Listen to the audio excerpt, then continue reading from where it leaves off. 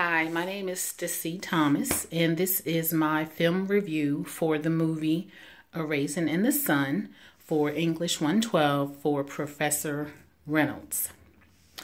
The movie that I've chosen to review is the 1961 film adaptation of Lorraine Hansberry's play A Raisin in the Sun.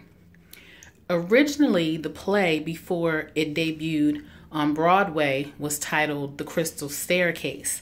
However, by the time the movie was released in 1961, she had renamed it A Raisin in the Sun.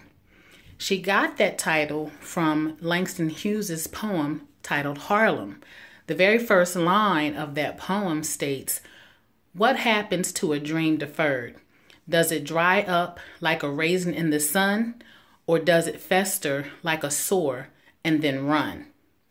The movie is about an impoverished African-American family in Chicago who come into a large sum of money from an insurance entitlement from the patriarch of the family's employer. He's deceased now, and he's left behind what would seem to be a small fortune then of $10,000 to the family. The family consists of a very strong-willed mother. She has two children, her oldest being the patriarch's namesake, Walter Lee, and then a daughter named Benitha, who is in medical school in college. Walter Lee has a wife and a son.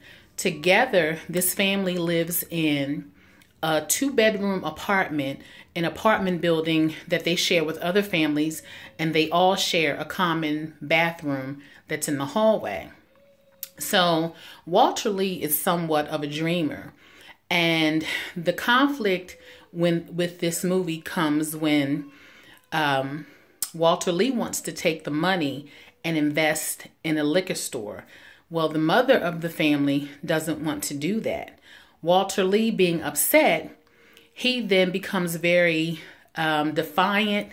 He becomes upset and angry, and he doesn't want anything to do with his family, his mother, because his mom is not going to give him this money. So the mother decides that she's going to go and settle the peace in the family, and she goes and she buys and puts money down on a home for the family.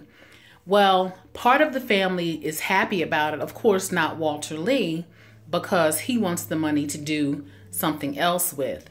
Well, the money that she puts down on this house is in an all-white neighborhood, and they don't want them there.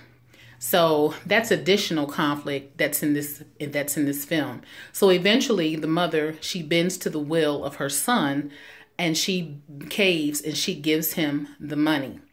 So this movie makes for such a wonderful storyline. There was an article that was written by V. Renee, and the title of the article was called "What Makes a Film Great?" 3 of the things that she says that you need to have a great film are great actors, great script, and good characters. So the film adaptation of this movie, ironically, she used the exact same persons that she used for the stage play, which was on Broadway and had great critical acclaim. So you definitely have your good acting. It stars Sidney Poitier as Walter Lee, and Claudia McNeil stars the patriarch of the family, Lena Younger.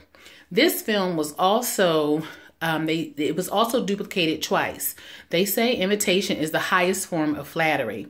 In 1989, Esther Roll and Danny Glover, they were the starring roles in that version.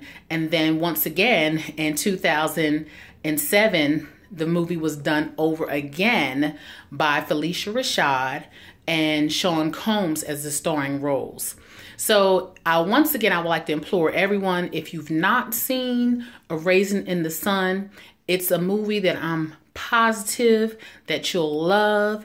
It embodies suspense, emotion, drama, comedy. It's an awesome film. So don't forget, if you're looking for something to watch, you don't know what you want to do for a Saturday evening, A Raisin in the Sun. Make sure you get the 1961 black and white version. The other versions are in color, but the black and white gives the film such a classic, timeless feel that you won't regret. So like I said, A Raisin in the Sun, don't forget it. I promise you will not be disappointed.